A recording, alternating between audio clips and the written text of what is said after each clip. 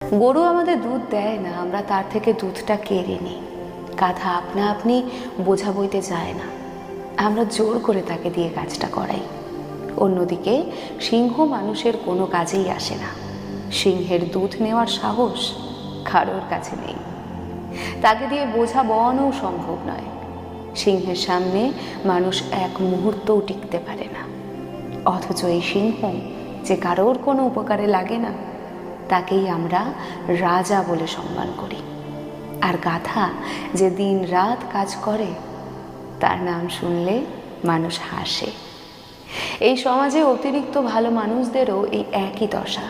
যারা নীরবে নিঃস্বার্থভাবে কাজ করে যায়, ত্যাগ স্বীকার করে, তাদের কখনোই সম্মান দেওয়া হয় না। তারা হয় গাধা। আর যারা কঠোর, নিজেদের সীমারেখা স্পষ্ট রাখে, তারা হয়